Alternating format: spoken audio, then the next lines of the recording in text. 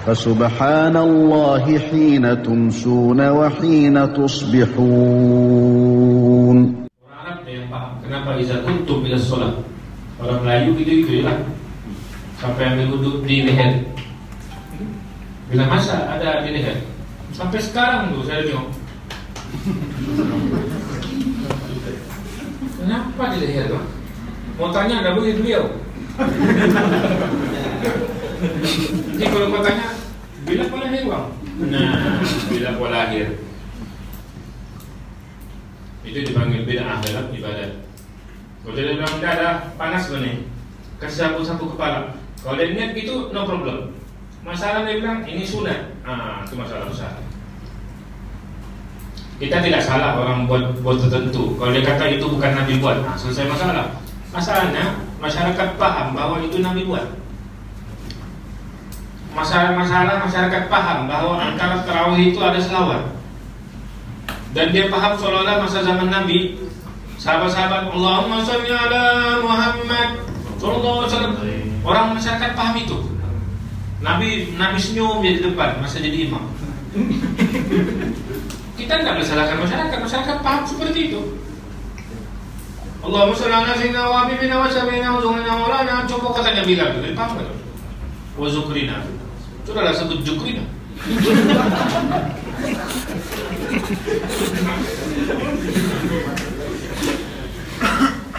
Boleh Bilal itu demam, tidak ada tarawih. Saudara yang hafal zukrina.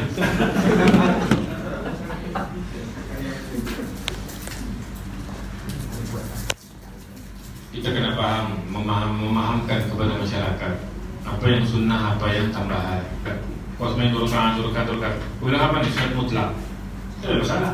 Tapi kalau bagi tahu ada sunat begini tak ada, itu masalah.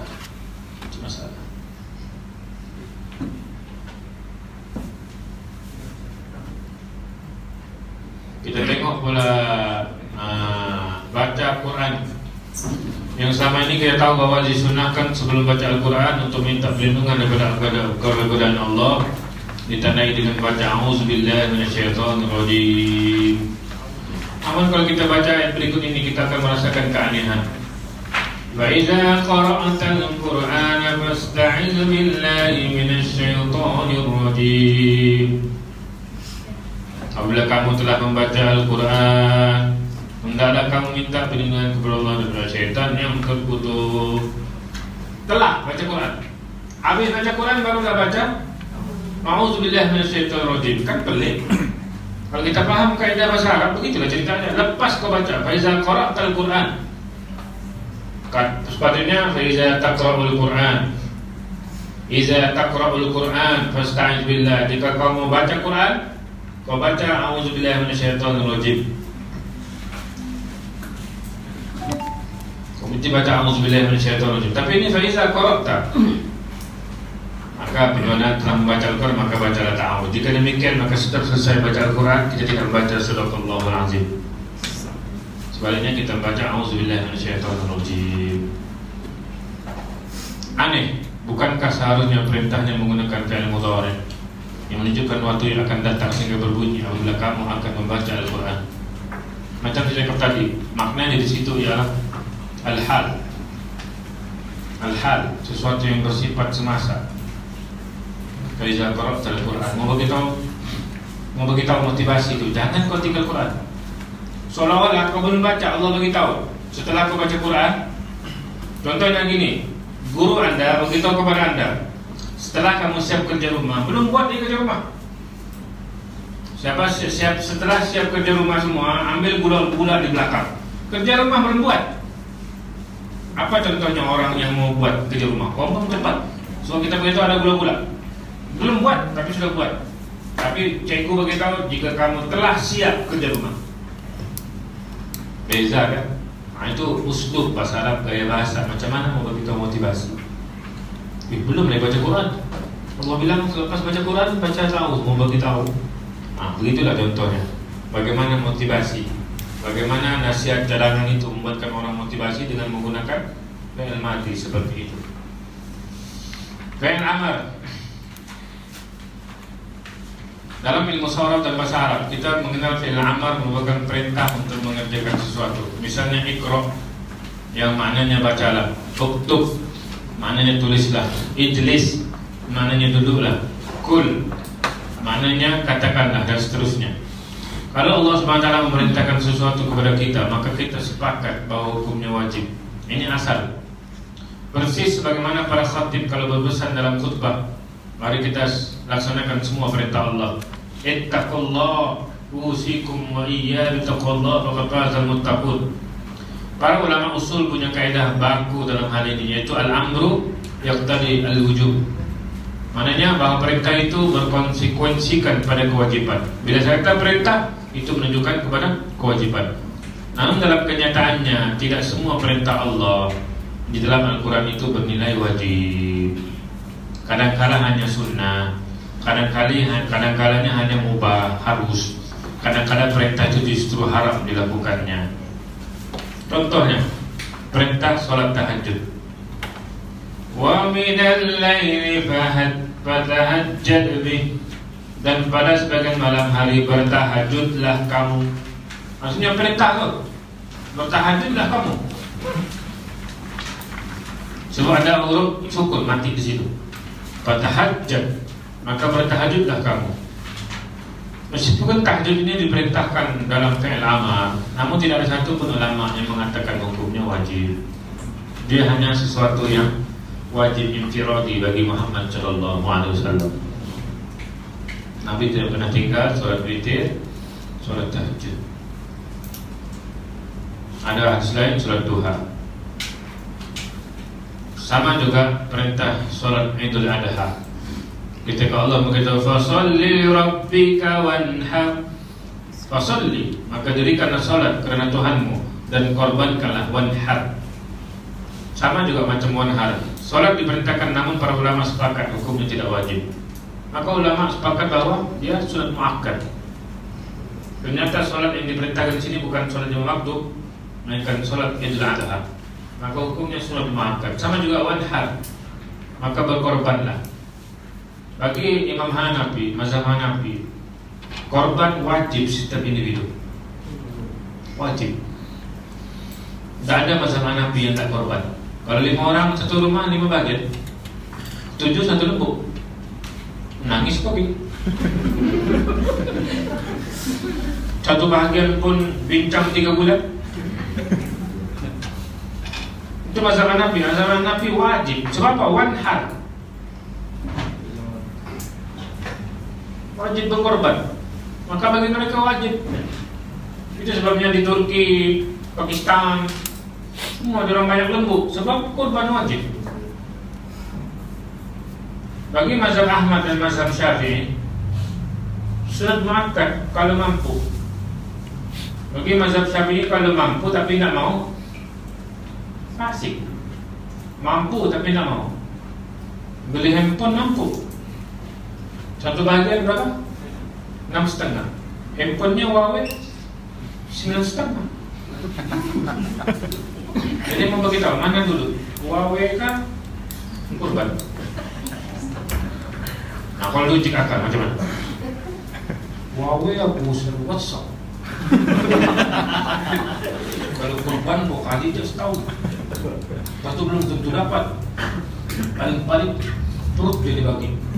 Contoh kan. Itu sebabnya karena awal-awal simpan 50 sampai setahun cukup satu bahagian. Jadi hukumnya sunat muakkad. Kalau mazhab Hanafi wajib, Malik sunat muakkad yang sangat dituntut. Kalau mampu tidak buat berdosa. Kalau mazhab Syafi'i buat. Cuma korban nazar itu wajib. Maka bernazar, kalau saya dapat kerja tahun ini saya mau berkorban, itu wajib bagi dia. Tak kira mazhab apa sekalipun. Cuma jangan kau bilang 5 lembu.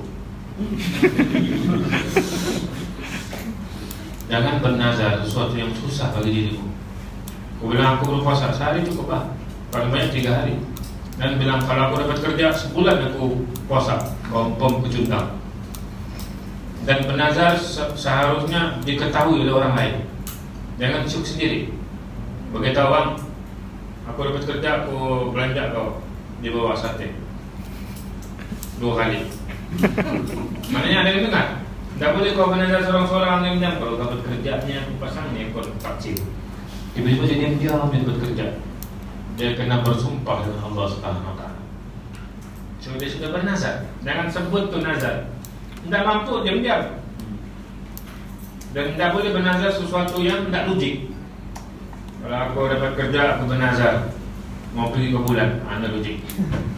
Banyak kau mampu kan membayar 300 juta.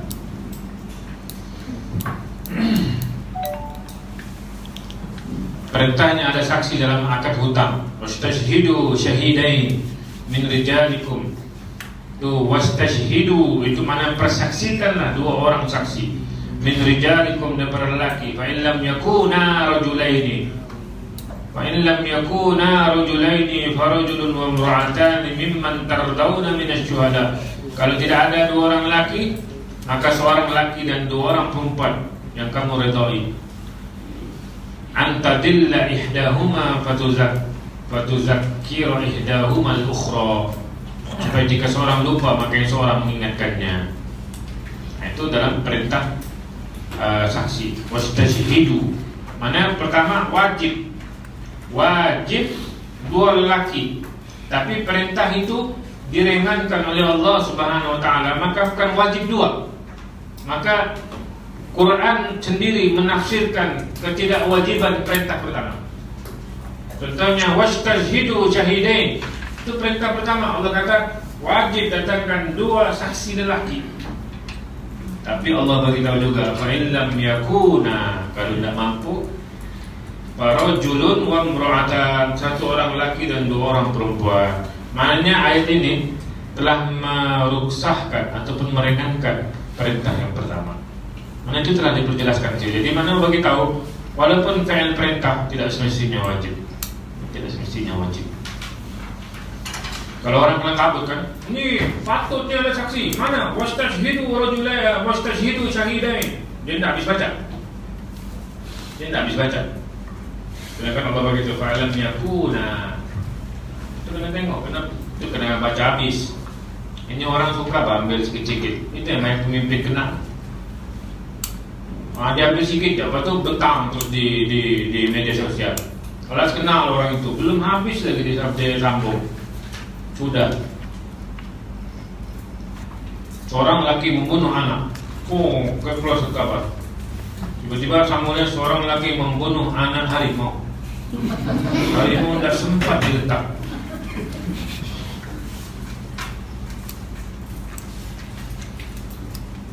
Perintah yang mubah. Maksudnya fi'il amal itu dia bukan sunat, dia bukan wajib, dia harus. Contohnya perintah bekerja setelah salat Jumat. Wa idza qudiyatis shalatu fantashiru itu maknanya wajib kau bertebaran. Fil ard wabtaghu, wajib kau cari min fadlillah. Wazkurullaha katsira. Kau mesti ingat Allah banyak-banyak la'allakum tuflihun. Apabila kamu telah selesai salat Jumat, bertebaranlah kamu di muka bumi dan carilah kurnia Allah dan ingatlah Allah banyak-banyak supaya kamu beruntung. Kalau hanya kita paham harfiah sebiji-sebiji saja, maka selesai salat Jumat kita tidak bertebaran, berdosa. Jadi tidak boleh melepak di masjid. Mana imam kena announce, keluar semua, keluar, pergi kerja. Mana yang mana? Nah, keluar gitu pula. Kau nak tahu kah Allah bilang apa? Namun kita semua tahu bahawa hukum kerja, cari rezeki selesai salat Jumat tidak wajib. Ada yang kerja sendiri, dia sudah selesai 3 hari. Ada yang jadi ini, dia bilang tidak, aku kerja hari Jumat aku cuti. Jadi tidak bolehlah kita pakai benda seperti itu. Contohnya hari Jumat setengah-setengah negeri cuti. Kalau gitu berdosa orang Kelantan. Orang-orang Kelantan yang berdosa, kamu telah melanggar perintah Allah. Sedangkan Allah sudah bagi tahu setelah sembahyang Jumat mesti bekerja, kamu cuti semua. Kan balak tuh kalau kita paham begitulah. Itu bilang kena paham benda seperti itu. Siapa yang memahamkan benda ini semua? Ulama. Lantas apakah mereka semua berdosa dan masuk neraka gara-gara tidak mengamalkan perintah Allah? Jawabnya jelas tidak. Contohnya jima pada malam Ramadan. Fal'ana bashiruhunna wabtaghu ma kataballahu lakum. Maka sekarang campurilah mereka dan ikutilah apa yang telah ditetapkan oleh Allah. Bashiruhunna itu perintah. Maka gaulilah mereka. Maka siapa yang tidak menggauli istri mereka maka berdosa. Coba arahan. Ini disebutkan mubah. Kau mau bergaul, kau tidak mau bergaul silakan. Kalau kau berniaga, nah, bila masa kau mau berusti. Sama juga perintah berburu. Wa iza halaltum fasqadu. Sedaya kamu tahalul, maka berburulah. Maka itu kan diperintahkan wajib berburu, tidak wajib berburu. Siapa mau berburu, berburulah. Lepas kau tahalul buat umrah dan haji, kau sudah bercukur, sudah buang kau ihram, lepas itu kau boleh berburu. Maksud di sini bukan wajib pergi berburu. Kau mau enggak apa. Itu juga harus. Jadi kena paham bahwa hukum perintah situ bukan wajib, mubah. Harus. Terus itu perintah yang haram. Ini pula perintah haram. Dia perintah tapi bukan suruh, tapi siapa buat berdosa.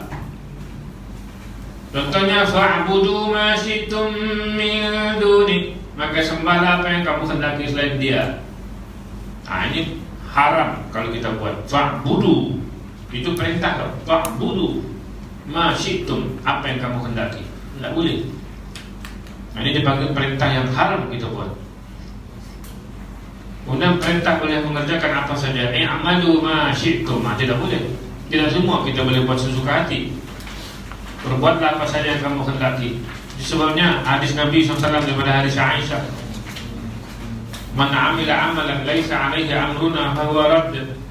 Siapa yang membuat amalan yang bukan daripada amal kami, kata Nabi SAW, maka dia ditolak. Maka siapa yang membuat bukan sunnah Nabi, bukan daripada Nabi suruh, maka semua itu ditolak. Jadi tidak boleh reka-reka. Nabi telah cukup buat sama kita semua. Kau mau tambah apa lagi? Nanti Nabi jumpa di akhir kelak, kita pun Assalamualaikum. Assalamualaikum. Nabi tak tengok. Assalamualaikum, ya Rasulullah, aku ni umatmu. Nabi tak tengok pun. Balaskan Nabi cakap sama dia, kau kan pandai buat macam-macam, sendirilah kau. Kenapa kau mau ikut kami? Nah, kita mau cakap apa satu? Ya, begitu.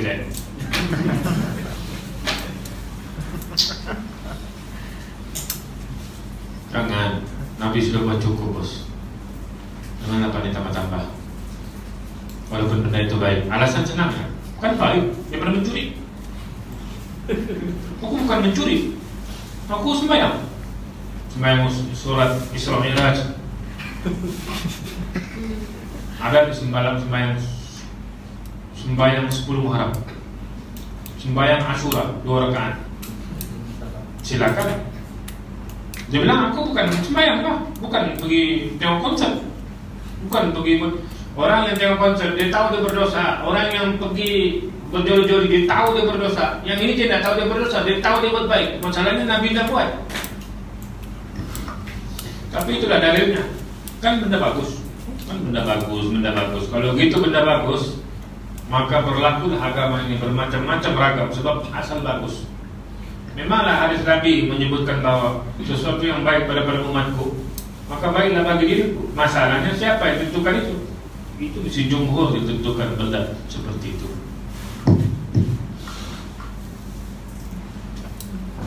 Perintah bersenang-senang dalam kekafiran.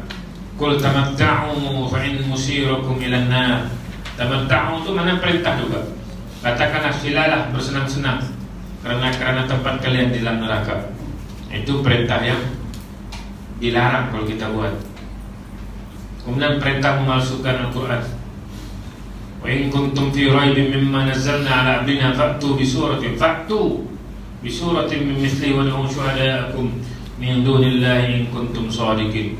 Ini perintah kepada orang-orang kafir. Sukhriyah dipanggil penghinaan kepada orang kafir. Kau datangkanlah surah-surah yang kau rasa sama kau boleh buat seperti Al-Quran. Dan kau datangkan syuhada'akum, penolong-penolong kamu, jika kamu orang-orang yang benar. Pernah macam saya cakap dulu, orang buat apa ni? Tukar qul a'udzu binnas. Ditukar pergi das. Jadi pengkritik ini dengar. Nah saya dah qul a'udzu birabbid das, malikid das, ilahid das. Semua diam dah. Sebab anda seronok, tak sedap bunyi. Jadi benda itu di-reject. Dan banyak Quran-Quran palsu yang dibuat oleh kafir musyrikin tak mampu dalam buat secantik Al-Quran yang Karim. Tewas. Jadi ini perintah ini untuk orang kafir, bukan untuk orang Islam. Fa'tu bisurah. Kemudian kalimat perintah punya 16 makna. Nah kau paham 4 saja kan?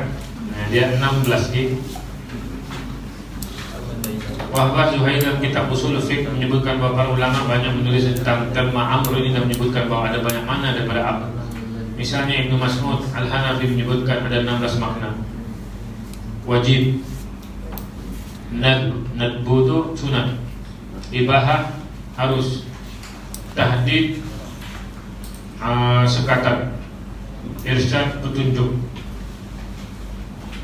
ta'dib adab mendidik, inzar memberikan peringatan, imtinan man sebagai pengharapan, ikram sebagai pemuliaan, imtihan sebagai ujian, takwin sebagai formulasi, ta'jiz sebagai mukjizat, ihanah, taswiyah. Semua itu menunjukkan kepada maknanya. Taswiyah, doa, tamanni, pengharapan, ihtiqar, suatu keburukan, khabar, i'tibar, pengajaran, ta'jub, ta'zib, masyurah, iradatul imtisal, izn, im'an, tafwid. Maknanya semua itu. Maka dia lagi pecah-pecah lagi. Pecah-pecah benda itu. Itu maknanya kalau mau paham betul-betul dalam Al-Quranul Karim makna-makna seperti itu. Subki 26 pula. Subki jama'ul jawami disebutkan 26 makna yang berbeza. Allahu Akbar. Jadi nampaklah kita panjang-panjang. 16 pun duduk sudah, 4 pun duduk, apalagi 16 sama 26. Jadi tidak boleh kita paham larang-larang satu, dia banyak benda. Contohnya Al-Quran, Mabashirhum bi'azabin azim. Maka berilah berita gembira mereka tentang azab yang pedih. Itu sindir. Nah, Allah menyindir kafir musyrikin. Beri mereka berita gembira, Mabashirhum. Sedangkan itu sindiran. Allah menggunakan gaya bahasa sindir kepada orang kafir. Kemudian huruf. Dalam bahasa Arab isim fi'il juga disebut huruf. Dan terdapat fi di dalam ila kepada, an berarti dari, fauqa berarti di atas. Dan banyak lagi huruf-huruf yang lain. Namun yang ingin tulis sampaikan adalah ternyata sekali makna daripada huruf itu sendiri tidak selalu sejalan dengan hukum yang berlaku. Karena ada qarinah, ada kaitan pembanding lain yang lebih kuat. Di antara kes tersebut kita tengok fauqa. Dalam bab waris, bila almarhum meninggalkan ahli waris yang hanya terdiri pada anak perempuan, ketentuannya adalah bila jumlahnya hanya 1 orang, dia mendapat setengah.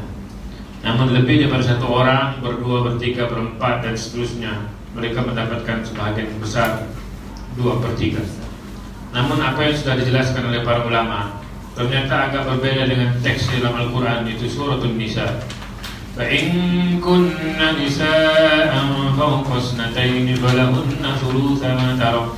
Ayat ini menggunakan kata fawqa, yang maksudnya secara harfiah adalah di atas. Maka dalam hal ini disebutkan fawqa isnatain. Secara bahasanya berarti di atas 2 orang. Berarti bukan 2 orang, melainkan di atasnya itu 3, 4 dan 5 dan seterusnya. Namun ternyata yang benar memang 2 ke atas dan bukan di atas 2. Nah, 2 ke atas, bukan di atas 2. Kalau kita paham secara harfiah, atas 2, di atas 2, tapi benda itu bukan. Nah, itu gambarnya kita kena paham arti fauqa di situ. Sehingga terjemahan yang lebih sesuai dengan konten ilmu waris adalah sebagai berikut. Jika anak itu semua perempuan, lebih daripada 2. Tapi kalau dalam asalnya, jika anak perempuan yang maksudnya tadi, mana tadi? Pokok dalam hal ini 2 orang. 2 orang di atas 2 orang, tapi yang sebetulnya ialah lebih daripada 2 orang. Fauqa itu bukan di atas, tapi maksudnya fauqa itu lebih daripada 2 orang. Bukan di atas. Di atas itu tidak ada guna langsung. Di atas itu tidak ada guna langsung. Tapi mau paham begitulah dia punya cerita. Contohnya wa. Para ulama sepakat bahwa urutan dalam membasuh anggota wudu itu tidak boleh terbolak-balik. Urutannya harus wajah terlebih dahulu, kemudian kedua tangan, lalu mengusap bagian kepala, akhirnya mencuci kaki. Namun dalam Al-Quran penyebutan semua anggota wudu itu tidak menggunakan kata summa. Summa ini apa? Kemudian. Bila kata dan, contohnya Ali dan Abu ke sekolah. Ali dan Abu ke sekolah, siapa-siapa itu dulu boleh. Ali pun boleh, Abu pun boleh. Itu guna waw. Ali dan Abu. Kalau kita kata Ali summa Abu, barulah Ali dulu ke sekolah, baru Abu. Dalam Quran tentang wudu tersebut, waw, guna waw. Wamsahu biru'usikum wa arjul, cuma waw. Kalau waw dalam ikut konteks, dia hanya bersifat, bukan bersifat mesti dulu itu tidak boleh. Kalau dalam hukum PK mana boleh basuh kaki dulu? Boleh tidak? Tapi kenapa tidak menggunakan summa, tapi digunakan waw? Maka dalam ilmu bahasa hubungan ini semua sekali tidak menunjukkan urutan. Misalnya kalau kita sebut Muhammad dan Ali telah tiba, siapa yang tiba dulu? Maka tidak ada yang dahuluan, karena keduanya datang bersamaan. Lain halnya bila kita disebutkan Muhammad tiba, kemudian Ali pun tiba. Ini jelas menunjukkan bahwa yang duluan datang ialah Muhammad, kemudian Ali menyusul. Mari kita tengok masukan ini dalam ayat tentang wudu. Fasilu wujuhakum wa aydiyakum ilal marafiqi wamsahu bi ru'usikum wa arjulakum ilal ka'bain. Basuh mukamu dan tanganmu sampai dengan siku, dan sapulah kepalamu dan kakimu sampai dengan kedua mata kaki. Semua guna dan. Kalau menggunakan kaidah bahasa, melakukan wudu itu tidak boleh urut, tidak boleh berurutan, seharusnya berbaringan. Sebab Allah sendiri menggunakan kata dan, bukan kemudian. Setinya kalaupun dicucinya bergantian, tidak ada ketentuan harus wajah terlebih dahulu, karena semua disebutkan bersamaan dan sejajar. Ayatnya tidak mengandungi makna bergiliran. Namun kalau sampai ada orang yang berwudu dan mulai dengan cuci kaki, terus mengusap kepala, terus mencuci tangan, lalu mencuci wajahnya, terakhir kumur, maka kita sepakat mengatakan wudunya tidak sah, karena tidak tertib urutannya. Padahal mazhab Syafi'i tertib urutan wudu itu menjadi rukun dalam berwudu. Tidak boleh wudu dengan cara berbolak-balik, yang akibatnya malah tidak sah wudunya. Lalu dari mana kemudian kita dapat ketentuan ini? Jawabnya bukan dari Al-Quran kali. Jawabannya dari mana? Hadis Nabi sallallahu alaihi wasallam. Dalam Quran pun, sallu kama ra'aitumuni usalli. Kamu sembahyanglah seperti mana aku sembahyang. Mana ada Allah bagi tahu? Kenapa Allah bagi tahu benda solat ini penting? Wa aqimus shalah wa atuz zakah, wa aqimus shalah wa atuz zakah. Penting solat dan zakat ini. Tapi tidak bagi tahu pun. Yang bagi tahu siapa? Dia bagi tahu tentang wudu. Maknanya wudu itu sangat penting. Wudu tidak selesai, jangan kau cerita pasal solat. Wudu tidak selesai, jangan fikir sampai Allah ajar bagaimana mau berwudu. Tapi artinya Nabi beritahu, sallu kama ra'aitumuni usalli. Jadi jangan kita cakap ada solat Nabi, solat Nabi yang sahih. Sahabat Nabi punya banyak tengok Nabi solat. Ada yang tengok gitu, ada yang tengok gitu, ada yang tengok Abdullah yang tengok gitu, Abdullah bin Mas'ud yang gitu, Abu Bakar yang gitu, Umar yang gitu. Banyak solat Nabi. Jadi benda itu menjadi dalil kepada para fuqaha untuk melihat inilah solat Nabi sallallahu alaihi wasallam. Jadi jangan gaduh. Yang penting solat. Ini solat pun tak gaduh. Sini kau mana? Sini sibuk. Bilang sini, ini mesti telinga. Kalau kita di sekolah di sini. Sini. Mana ibu jari? Angkat tangan. Ustaz, mana ibu jari? Sini. Buka tuh kok. Yang rendah tuh mengamuk. Dia di belakang dia rendah. Orang lain semua tinggi di depan. Nih Ustaz. Nah, mana telinga? Tak sini semua. Mau penutak. Oke sini.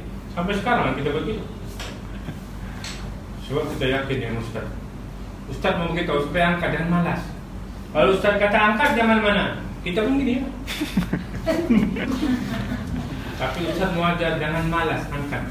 Tapi kesilapan bukan keliruan Ustaz disuruh letak ini. Jadi kalau orang Sarawak,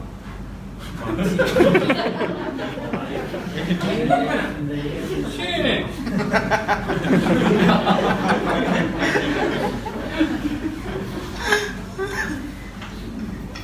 Itu jelas, sudah ada bilang, sudah ada yang baru. Silakan. Maka muhtaj semua pun cakap mesti begini. Mana ada gini? Perut tangan anda mesti kiblat. Nih, ini tidak khilaf. Khilafnya gini atas. Ini tidak khilaf. Ini mesti begini. Bagi jari begini. Mana ada gini? Ada yang dari bawah lagi.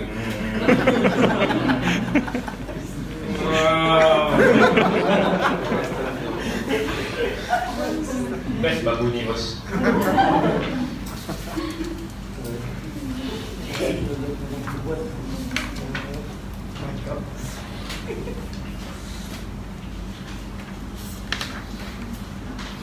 Cuma kadang-kadang ulama tidak sebutkan benda itu sebagai isu besar. Jadi dia masih bincang secara pasti. Tapi ada kitab bincang benda tersebut. Angkat tangan itu macam mana? Gini terpulang. Adakah begini batal? Dah. Kita tidak ikut seperti mana? Tidaklah batal sholat. Itu orang bilang kesempurnaan sholat. Yang rukun kau selesai, yang surat abaan kau selesai, oke lah. Yang lain-lain itu tidak payah angkat pun tidak ada masalah. Kalau ada dia berkhilaf, Allahu Akbar. Ini je lah. Jadi orang kau sengaja ni mau cari pasal. Jadi ini cara cari pasal, lepas tu mau suruh Imam tegur. Imam tegur, kenapa begitu? Dalil? No. Dalil mana anda boleh? Tak boleh lah kita buat begitu. Mana dalil? Mana dalil Nabi tak pernah begini? Nah, sudah habis. Imam pun kalah terang hantar surat bidahin. Ada ajaran sesat masuk pergi masjid.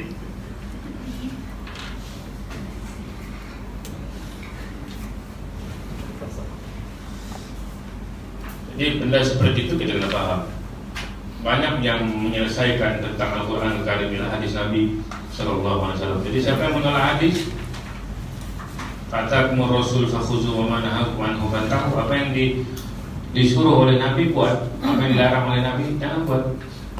Jadi sebenarnya kaidah kita kena buat apa yang seperti Nabi SAW. Banyak benda Nabi kita tak buat pun, sibuk-sibuk membuat benda yang lain-lain. Tapi itu kena faham.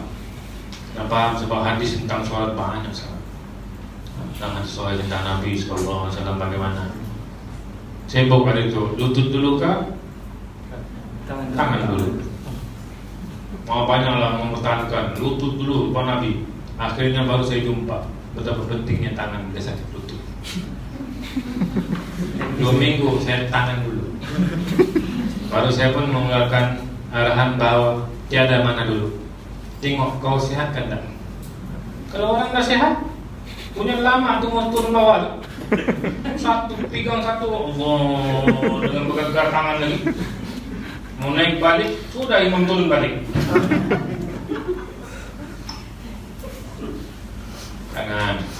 Jangan kasih kecil hati orang-orang yang tak sehat. Kesian beliau-beliau. Kalau beliau-beliau itu nasihat, ini ada pula cara sembahyang dengan guna kursi. Oh, dia punya cara. Pucat orang lain, Muslim salah Ustaz, tak boleh. Kursi itu mesti letak di garisan. Ustaz, kalau kursi saya mahal, tak boleh, mesti kursi plastik sama saiz. Pula sama saiz pula kursi. Orang punya kursi bukan satu pesen bos, banyak pesen. Kau pula buat satu kursi khas, tidak boleh lebih, ini langgar. Allah, kalau sudah duduk tuh, duduk je lah bos. Mana-mana kau ikut je. Semua ini mesti tertib, segala macam susahnya hidup. Tapi itulah kadang-kadang setengah-setengah orang yang menyusahkan orang dengan agama. sampai orang berat mau buat benda seperti itu. Astaghfirullahaladzim. Kemudian peringkat untuk memahami Al-Quran, selain kita menguasai bahasa Arab untuk boleh memahami Al-Quran, maka kita memerlukan banyak peringkat lain, antaranya hadis Nabawi, ilmu asbabun nuzul, ilmu siyaq, ilmu nasakh wal mansukh, ilmu qiraat. Ini kita belajar dalam subjek ulumul Quran, ulumul Quran, ataupun yang dipanggil metodologi Al-Quran. Bila tidak paham asbabun nuzul, kita akan tidak tahu hukumnya untuk apa. Sama juga kita tidak tahu asbabul wurud. Maka hadis Nabi SAW peringkat yang paling utama dalam memahami Al-Quran. Sebab Al-Quran diturunkan tidak sendirian, namun dikawal dengan penjelasan, yaitu hadis Nabi SAW. Maka ulama bersepakat bahwa hadis Nabi itu semua wahyu daripada Allah. Wa ma yantiqu 'anil hawa in huwa illa wahyun yuha. Wa ma anzala 'alaikum minal kitab wal hikmati ya'izukum bih. Dan apa yang telah diturunkan Allah kepadamu, yaitu Al-Kitab dan Al-Hikmah. Al-Hikmah di situ maksudnya As-Sunnah. Maka fungsi hadis ada Al-Quran memiliki 3 fungsi pokok: menguatkan dan menegaskan hukum yang tersebut dalam Al-Quran Al-Karim, menguraikan dan memperincikan yang global, yang mujmal, mengaitkan yang mutlak dan mentakhsiskan yang umum, mentafsirkan dan mentakhid dan mentakhsiskan, menjelaskan apa yang dikandung di Al-Quran. Rasulullah punya tugas menjelaskan Al-Quran. Contoh, ada yang umum, Nabi kasih khusus. Ada yang khusus, Nabi kasih umum. Ada yang terikat, Nabi kasih terbuka. Ada yang terbuka, Nabi kasih terikat. Itu tugas Nabi SAW untuk menjelaskan apa yang diturunkan oleh Al-Quran Al-Karim. Wa anzalna ilaika dzikra litubayyana lin-nas ma nuzila ilaihim wa la'allahum yatafakkarun. Keterangan mukjizat dan kitab-kitab, dan kami turunkan kepadamu Al-Quran agar kamu menerangkan kepada umat manusia apa yang telah diturunkan kepada mereka, dan supaya mereka memikirkan. Dalam surah An-Nahl. Kemudian menetapkan dan mengadakan hukum yang tidak disebutkan oleh Al-Quran. Hukum yang terjadi adalah merupakan produk sunnah yang tidak ditunjukkan oleh Al-Quran Al-Karim. Seperti larangan memadu perempuan dengan bibinya daripada pihak ibu. Bibi siapa? Makcik. Haram memakan burung yang berkuku tajam. Haram memakai cincin emas dan kain sutra. Itu tidak ada dalam Al-Quran Al-Karim, tapi disebutkan oleh Nabi SAW. Ketam bakau boleh makan nggak? Ketam hitam tuh. Ketam hitam yang di luar dia tuh suara yang bergerak tuh, yang nggak pandai mati, yang dia diam ya. Kau siram air hidup balik. Ketam suri lain cerita, itu lama sudah mati. Adalah dalam mazhab tidak boleh sebab dia 2 alam. Betulkah ketam bakau itu 2 alam? 2 alam itu apa maksud kau? Itu perbincangan. Kalau Imam Malik siap makan semua. Itu Imam Malik anjing tidak haram. Sampai Imam Malik bilang kalau kau boleh sembelih silakan anjing. Cuma tidak ada larangan dalam hadis dan dalam Quran makan anjing mana? Janganlah kamu makan anjing mana? Wa innamal khamru wal maisru apa tu yang anjing tu? Yang anjing, yang khinzir. Walahmal khinzir. Lahmal khinzir ada. Lahmal kalbi mana ada? Nah jadi tidak larangan pokoknya. Itu sebabnya Imam Malik boleh. Najis bagi anjing hanya najisnya saja. Air liurnya semua tidak najis bagi Imam Malik. Bagi Imam Malik dibilang banyak anjing-anjing berkeliaran di Masjid Nabawi dan sekelilingnya. Dan tidak ada satu penlarangan daripada ulama sebelumnya untuk menghalau dan menimbak dipanggil di BKK. Tidak ada. Itu sebabnya mazhab Malik pakai sama juga tentang aurat. Imam Malik, aurat bagi seorang laki kubur dan dubur, lain tidak payah. Supaya dia main bola pakai sopintik. Nah kan itulah aku pakai sopintik. Berdasarkan hadis mana? Hadis Nabi SAW dalam peperangan yang sahabat nampak terkoyak kain Nabi dan nampak paha Nabi yang keputih-putihan. Itu menunjukkan bahwa aurat bukan paha bukan suci daripada aurat. Kalau tidak, confirm Allah SWT menutup keaiban Nabi SAW lebih awal. Itu dalil Imam Malik. Orang bilang Imam Malik dah campit, sapinya lagi campit. Mana yang lebih ada sapi Abdal kan Malik? Imam Malik bos hidup di Madinah, bos hidup dan besar di Madinah. Kita kata dia nak campit. Itu berbahasa. Sama juga macam puasa 6. Imam Malik tidak tahu pun ada puasa 6. Dan orang Madinah tidak puasa pun 6 Syawal. Timur orang menggatal.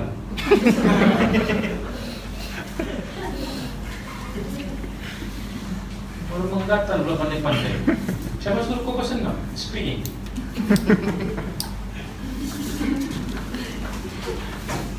Maknanya mau bagi tahu, hadis ini bukan sedikit bos, banyak.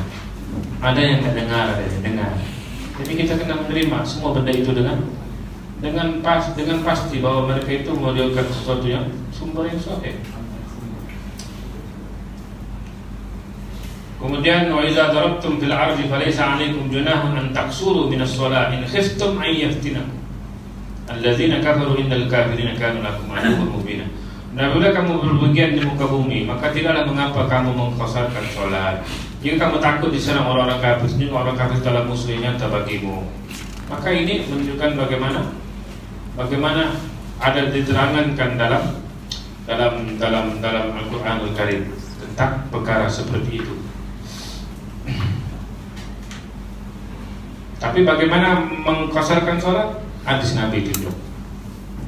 Hadis Nabi menunjukkan. Bagaimana jamak? Hadis Nabi tunjuk. Kemudian ilmu siyaq. Inna as-safa wal marwata min sya'airillah faman hajjal bait aw i'tamara fala junaha alayhi an yatawafa bihima.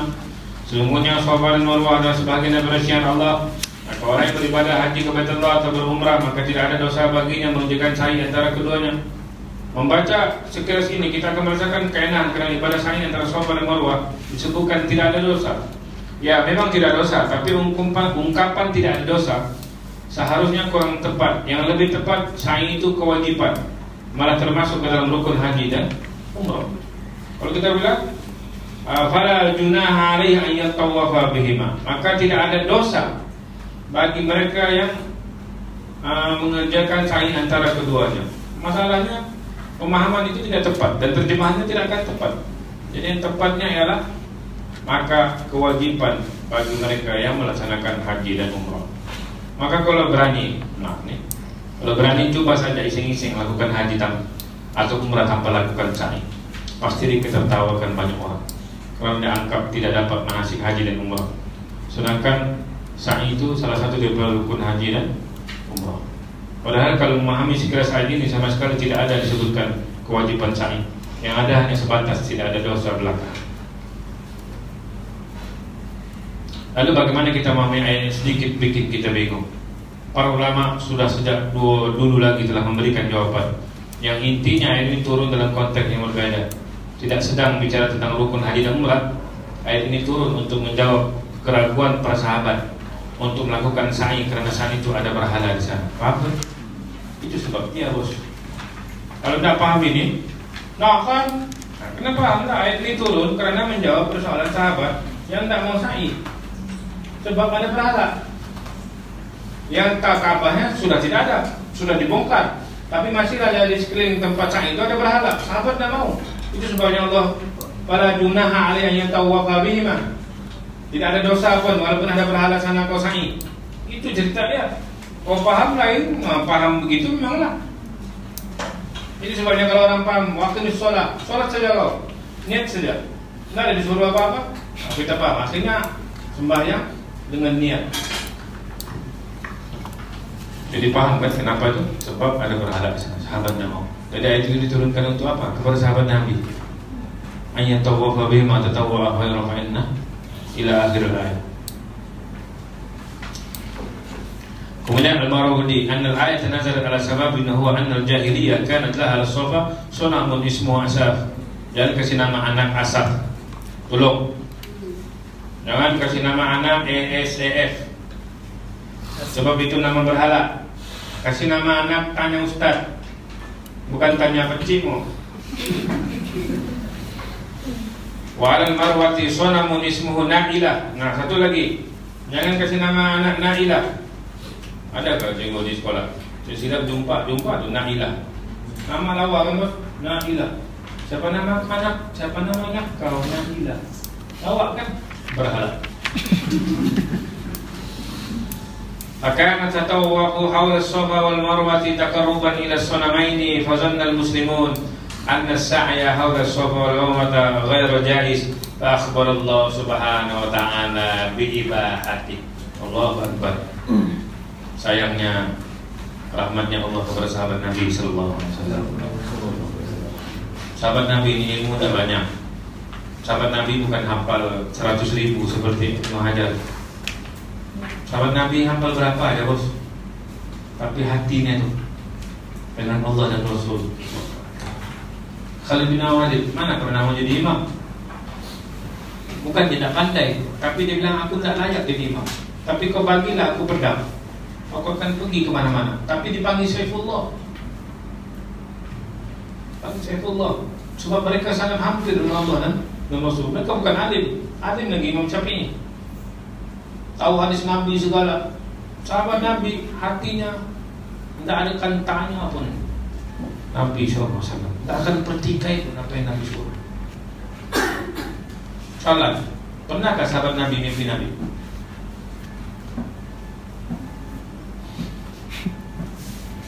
Orang bilang mimpi jumpa Nabi, mimpi jumpa Nabi. Jelas dan nyata apa yang dikatakan Ibnu Qayyim. Yang mimpi jumpa Nabi yang sahih sahabat Nabi ya, yang pernah tengok Nabi. So dia pernah tengok Nabi. Dan adakah bila sahabat Nabi bermimpi jumpa Nabi, Nabi berkata-kata? Kalau Nabi berkata-kata itu sesuatu arahan baru. Sedangkan syariat sudah habis. Al-yawma akmaltu lakum dinakum wa atmamtu 'alaikum ni'mati wa raditu lakum al-Islam. Habis sudah. Kenapa ada syariat baru? Tiba-tiba tuan guru pula, semalam saya bermimpi Rasulullah sedekahkan kita Qul huwallahu 1000 kali. Ikut semua. Masalahnya betulkah itu Nabi? Kalau iblis, mana ada iblis boleh menyerupai Nabi? Kau yakin itu Nabi? Dia bilang. Bila masa dia bilang? Dia senyum-senyum, pakai jubah segala. Asal dia Nabi pakai jubah. Kau ingat iblis tak pakai jubah? Mana tahu itu Abu Jahal?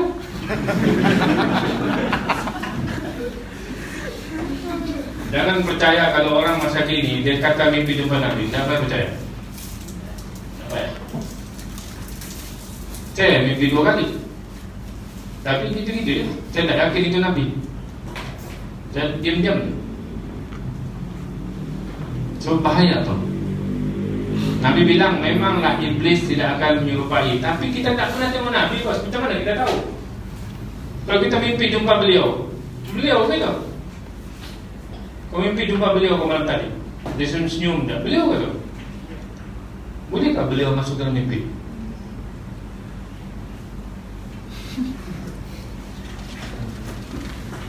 Ya syaitan. Dia saja kasih sedih kita, supaya kau sedih ingat beliau. Pergilah kau siram bunga tempat beliau. Nah, dia saja ada syaitan tu suka mengaburi mata kita untuk membuat sesuatu. Nah, pergilah bikin kenduri. Semalam ku mimpi beliau kau, bikinlah kenduri. Alhamdulillah pahala kenduri dapat pahala. Tapi masalahnya kau buat kenduri karena mimpi beliau. Nah, itu ada sesuatu yang boleh kita tengok. Tidak ada masalah pun panggil orang kenduri. Penutup. Sebenarnya masih banyak contoh yang kekeliruan dalam Al-Quran Al-Karim yang harus kita paham. Jadi mau belajar yang mana? Belajar yang mana? Kita nak belajar, harus kita paham. Sebelum habis coba tengok yang ini akademik kita.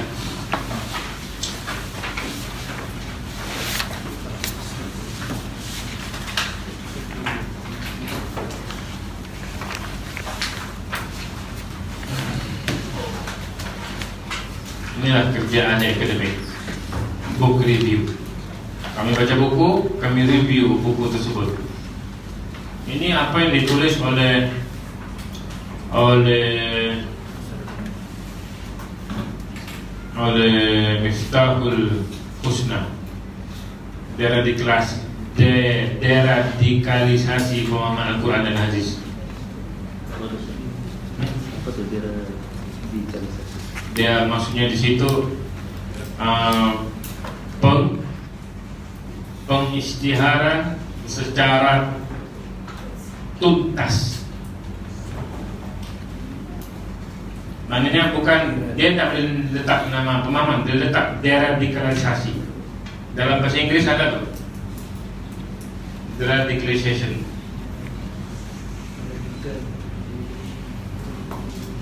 Buku dengan judul Deradikalisasi Pemahaman Quran Hadis merupakan karya Profesor Nasaruddin Umar. Dia tidak ada PDF, dia jual buku ini. Dia jual buku ini. Ulama yang sangat hebat dan proaktif menulis kajian tentang Islam. Karya pertamanya argumen gender.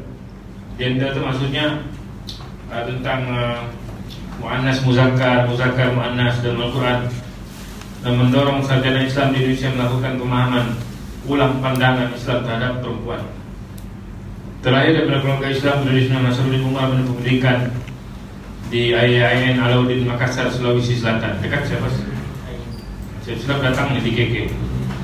Kemudian dia melanjutkan pelajaran di pendidikan S2, S3 di Universitas Islam Negeri Syarif Hidayatullah Jakarta. Saat tulisan ini dibuat, selain menjabat Rektor Institusi Perguruan Tinggi Ilmu Al-Quran, dia juga menjabat sebagai Wakil Menteri Agama Republik Indonesia, Pemerintahan Presiden Susilo Bambang Yudhoyono. Dalam kata pengantarnya, Nasaruddin menyatakan buku tersebut ditulis atas beberapa pengalaman yang menjadi visiting scholar di Georgetown University, Washington, Amerika. Dia pernah jadi.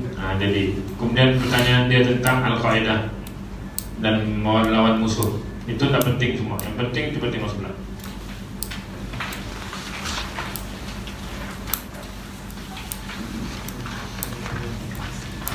Dia banyak bawa isu jihad. Apa arti jihad? Dia beritahulah macam mana jihad tersebut, yang bukan perang semata-mata. Kemudian kita bertengok di bawah itu metodologi penafsiran Al-Quran dan Hadis.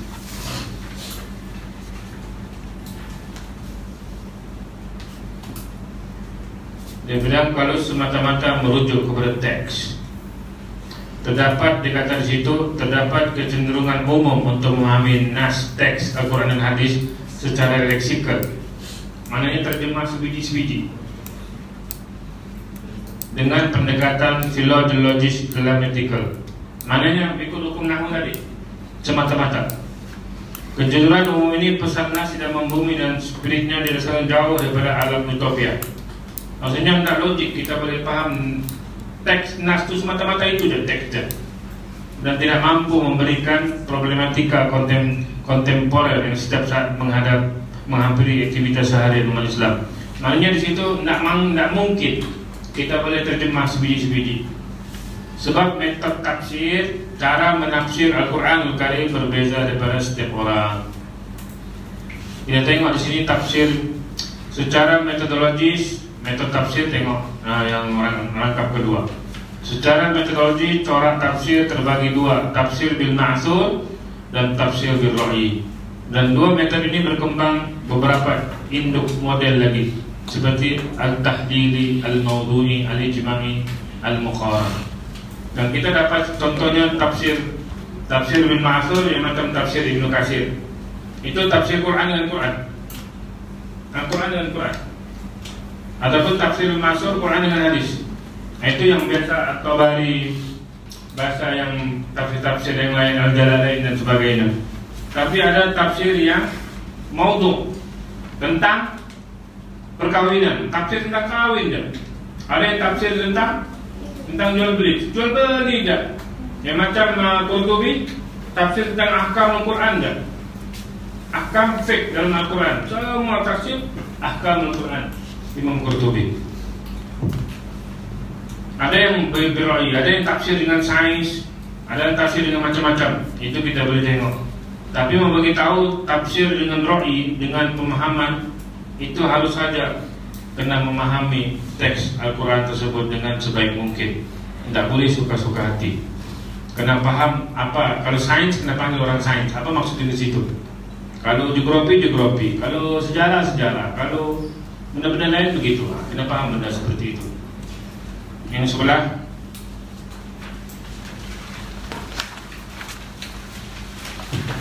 (175). Secara umum, metode tafsir tahlili memiliki bentuk-bentuk permainan dari segi linguistik, sastra, filsafat, budaya, ekonomi, sains. Nah, ini coba kita tahlili, bukan ro'i. Tafsir tahlili pada umumnya sesuai dengan kecenderungan dan latar belakang mufasir tersebut. Maka kecenderungan seorang mufasir tersebut ada kalanya memicu perdebatan di bagian mufasir sendiri. Tafsir Tantawi, tafsir Al-Manar ditolak oleh Al-Amin, Rashid Ridho, Al-Marawi, Mahmud Shaltut yang bekas mufti Mesir, Mahmud Abbas Al-Aqad. Semua itu sebab berdasarkan pemikiran masing-masing. Tafsir Al-Azhar oleh Pak Hamka. Kita ni hebat di Malaysia, tapi tidak ada seorang pun yang menerbitkan tafsir. Tidak ada. Walaupun secara berkumpulan belum mampu. Tapi Pak Hamka tengok, dalam diam-diam keluar tafsir Al-Azhar. Sedangkan pertikaian orang, daripada mana dia belajar bahasa Arab? Sampai sekarang orang masih bertikai. Sebab Hamka tidak belajar secara bahasa Arab secara pasti. Tapi macam mana dia boleh tafsir Al-Azhar? Orang bilang dia pandai bahasa Arab di Indonesia, tapi dia tidak pernah berada di negara Arab secara lama. Kalau yang paling pandai terjemah ni Allahumma shalli ala Muhammad, Al-Marbawi, Syekh Al-Marbawi Al-Qadahi. Syekh Al-Marbawi itu memang dulu negara Arab, dan dia buat kamus Al-Marbawi, dan dia terjemah matan Bahrul Mazi. Ada terjemah. Itu sebab buat kamus ini bukan jalan-jalan, tapi Marbawi tetap tidak dapat buat tafsir seperti mana tafsir Al-Azhar. Jadi tafsir Al-Azhar itu bersifat tahlili, budaya dan masyarakat. Jadi kita paham macam tafsir. Jangan kita membandingkan Ibnu Katsir dengan Azhar. Ibnu Katsir ini Quran dengan Quran, dia punya kemampuan di luar biasa. Al-Azhar ini memahami Al-Quran itu mengontek budaya masyarakat masa itu. Itu kehebatan Pak Hamka. Kemudian metode memahami hadis. Metode memahami hadis berbeda dengan metode memahami Al-Quran Al-Karim.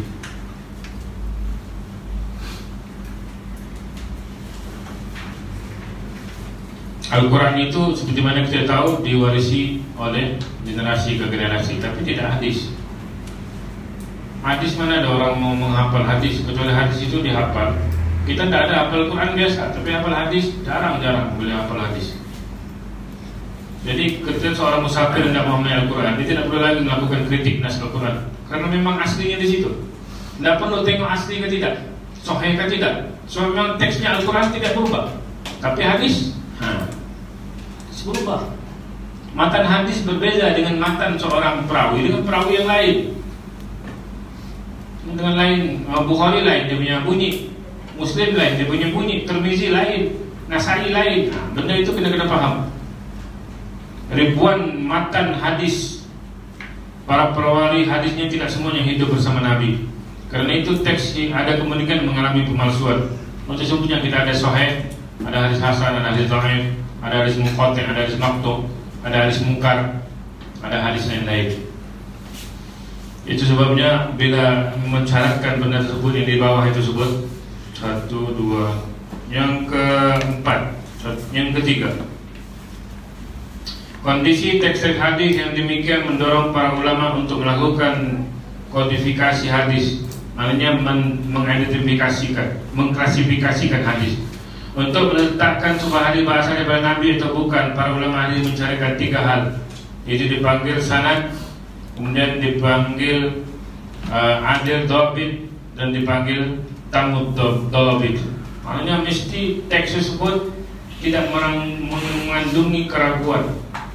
Ada teks yang kita baca pun kita nampak bukannya. Bila pelik-pelik dia punya ganjarannya lebih-lebih, itu kita tolak ke tepi. Ada yang kita tengok sana, ilmu perawi, rijalul hadis lagi, Kita tengok belajar huwat ta'adil perawat hadis siapa? Isap rokok buang, tengok rokok dan hilka Marlboro ataupun Astro. Tengok pula. Dia isap rokok bila? Dia rajin di masjid ataupun tidak? Contohnya Allahumma shalli ala Muhammad. Ibnu Hazm ada satu, dia menceritakan tentang menolakkan hadis tersebut. Orang tersebut tidak 3 kali tidak pergi masjid, tolak terus hadis. 3 kali tidak pergi masjid, tolak terus hadis. Mau begitu orang bilang, bila orang taris jumpa, tengok tu orang tak pergi masjid pun diambil jadi perawi. Itu yang dalam. Macam contohnya hadis mungkar tentang awwalahu rahmah wa awsatuhu maghfirah wa akhiru itqum minan nar. Itu hadis masyhur tu. Masyhur dalam kalangan Melayu. Sedangkan itu hadis mungkar. Kenapa hadis mungkar? Ada seorang perawi yang tidak berbuat adil dalam pemerintahan. Dia pernah menipu. Akhirnya hadis tersebut reject. Itu sebabnya kita jangan main cakap-cakap sore hadis. Kita pandai yang ilmu rijalul hadis. Rijalul hadis itu Allahu Akbar. Bukan senang-senang. Mau tahu ni siapa duduk di mana, tinggal di mana. Kita pakcik kita pun lupa alamat. Mana pakcikmu? Ada tu di katanya. Pasti macam dulu dia dekat Indana. Pakcik pun kau ingat. Apalagi kau mau paham rijalul hadis. Sebut rijalul hadis pun tak tahu. Itu kehebatan apa itu? Nasruddin Albani. Dia punya ingatan luar biasa. Macam contohnya Imam Zahabi. Daripada kitab A'lam apa ni? Syiarul A'lam wal Nubala. Itu memang begini kitabnya. Gini kitabnya tu. Imam Zahabi begini kitabnya. Cerita apa tu? Cerita pasal orang. Ahmad ni tinggal di mana, Ahmad di mana, Ahmad di mana, Ahmad ni tinggal mana, siapa mamanya, bapaknya, pakciknya, siapa semua tahu. Dia tinggal di mana, kerjanya apa semua tahu. Imam Zahabi. Saya cabar, siapa boleh senarai cikgu sekolah rendah? Paling campin 5 dia paling ingat. Kalau yang urutan kita kok belum ingat tu lah. Bukan senang-senang bos. Bukan senang-senang kita mengatakan orang ada ilmu, orang ada apa. Orang-orang yang seperti ini subhanallah, dia buat ilmu yang luar biasa. Imam Zahabi semua, Al-Na'ud segala macam. Itu bukan senang-senang. Dia hafal semua itu. Sebabnya kadang-kadang Dr. Zaimi bernikah dengan orang itu pasal rijalul hadis. Yang sebelah sini tak tahu apa, yang dia bersifat betul-betul teks dan betul dia mengaji benda seperti itu. Allahu Akbar. Kemudian syas macam-macam lah tentang perkara tersebut.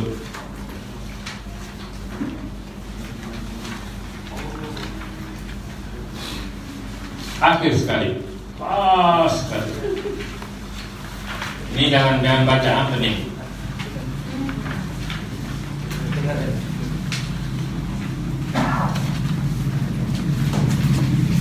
Implikasi radikalisasi pemahaman Al-Quran dan Hadis. Radikalisasi pemahaman Al-Quran dan Hadis menurut Nasruddin melahirkan beragamnya implikasi baik teologi, sosiologis, politik. Maka implikasi tersebutlah melahirkan pahaman fundamentalisme. Akhirnya muncullah gerakan-gerakan agama yang keras, yang tidak keras, yang ganas, yang tidak ganas. Apabila mengatakan peranglah kepada kaum musyrik, peranglah kaum kafir, maka yang ganas ni serang terus. Kalau kita ikut zaman Nabi, dia perang. Kenapa zaman ini tak boleh perang? Kenapa zaman ini tak perang? Zaman Nabi ada hukum rejam. Kenapa zaman sekarang tak ada hukum rejam? Siapa kau bilang boleh merejam orang ni sekarang? Dulu hukum rejamnya tanam yang kena rejam tu, dan satu kampung tu lempar sampai mati. Kau rasa kampung Ikas mau tak? Yang tengah pegang himpun, no, balik sudah. Kau ingat dia sempat kamu melempar orang tu? Dia tak boleh rasa prihatin dan kesian. Akhirnya hukum rejam tak ada zaman sekarang. Walaupun itu hukum Islam. putung tangan. Betul kita boleh putung tangan. Masalahnya kalau masyarakat belum paham tentang hudud tersebut, mau kasih naik naik boleh lah, seperti yang mana yang mau diluarkan dalam agenda supaya memperketatkan atau memberatkan hukum. Tapi mau putung tangan, siapa berani bos? Putung ayam pun kau begagal, putung tangan orang. Atau orang itu di WhatsApp, putung tangan ini sepangkat. Habis sudah putung tangan, astagfirullahaladzim, bisik semua. Akhirnya orang itu malu. Konteksnya masyarakat akan memalukan orang itu seterusnya. Masyarakat Islam pada masa dulu potong tangan dia diambil kerja di istana dan sebagainya. Dan kau buat kan? Tidak ada masalah. Kita sudah potong tangan. Orang Sabgam, pusat Serenti, balik kepada kampung. Mereka tidak dapat kerja.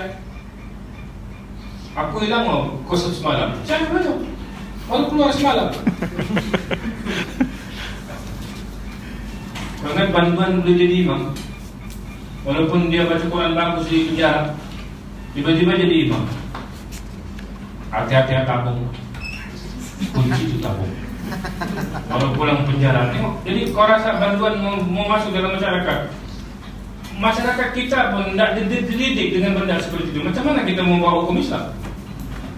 Didik dulu masyarakat dengan bagus dan sempurna, baru kita letakkan hukum Islam itu macam mana. Dan hukum Islam macam mana? Dalam masa yang sama, janganlah putus asa. Teruskan berusaha dengan benda seperti itu. Jadi banyaklah hukum hakam yang terpaku dalam idealis masyarakat. Contohnya PUBG. Bila keluar PUBG mesti semua berhalak, baru mau beli main seterusnya. Ada kan? Kecuali orang haram main PUBG. Kau tidak buat pun PUBG Islam. Mana PUBG Islam?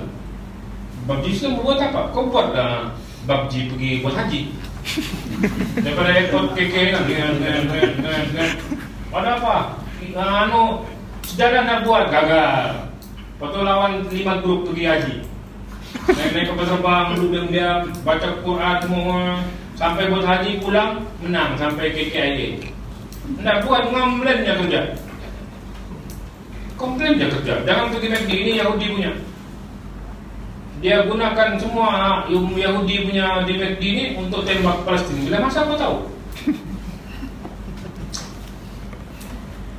Oh, bagus. Tapi itulah kita cepat sangat ekstrim. Cepat sangat menggelap. Okey, kau buat McD tidak boleh. Kau buatlah.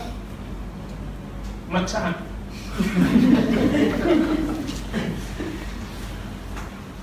ini McD mau dikasih haram. Macam mana? KFC yang mau dilarang. ABC KFC buat KDC Kadazan punya tempat tu pula. Kita kena buat lah. Jangan mengharamkan benda tapi kita nak buat. Main kasih haram dia kerja. Kan Nabi larang. Jangan suka-suka kasih haram benda. Kalau boleh kita bincang benda tu bagus buat. Jangan main-main bantai orang dan semua. McD itu siapa punya kalau di Sabah? Orang Bugis tahu bos.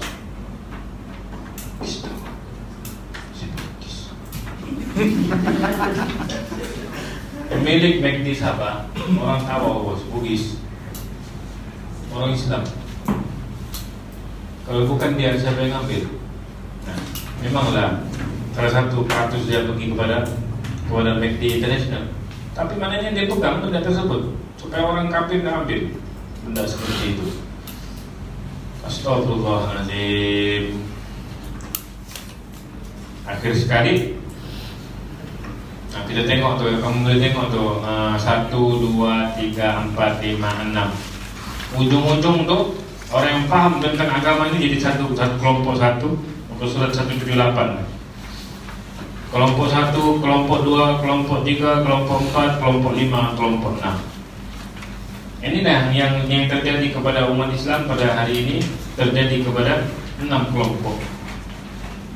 Yang pertama, Islam agama yang komprehensif. Yang kedua, ideologi masyarakat barat yang sekular dan militaristik harus ditolak.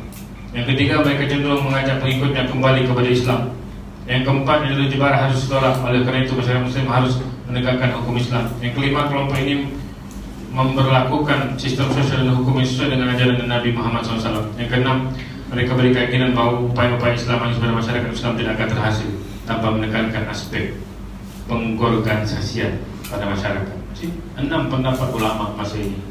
6 berpikiran seperti itu. Ada orang yang bawa Islam begini, ada orang yang bawa Islam begini, ada orang yang bawa Islam begini. Jadi 6 ini akan berlaku dalam pemahaman Quran dan hadis Nabi SAW. Orang yang paham berdasar keras sedikit, dia keras kan? Dia punya pemahaman tafsir yang lembut. Contohnya Ud'u ila sabilillah bil hikmati wal mau'izatil hasanah. Ud'u ila sabil. Ud'u ila, serulah manusia bil hikmati wal mau'izah. Berbeza pandangan tuh bil hikmah itu macam mana? Kalau kita orang melalui hikmah ni lemah lembut. Bukan maksudnya hikmah sifat lembut. Hikmah itu berprinsip.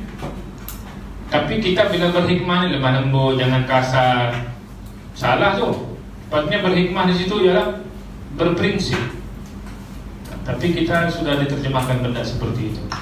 Jadi sudah pukul 11.37. Kita sudah lewat 5 menit. Mudah-mudahan sedikit sebanyak pengisian kita pada pagi ini dapat memberikan sedikit, walaupun tidak banyak. Dapat satu pun alhamdulillah.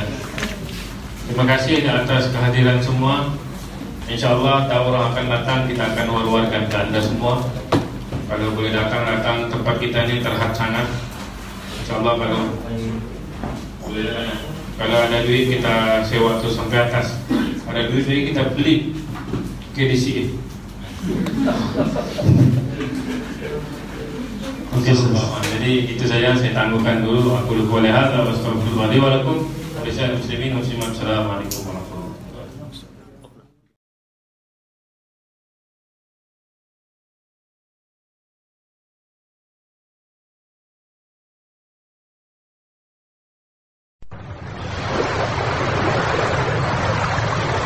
فسبحان الله حين تمسون وحين تصبحون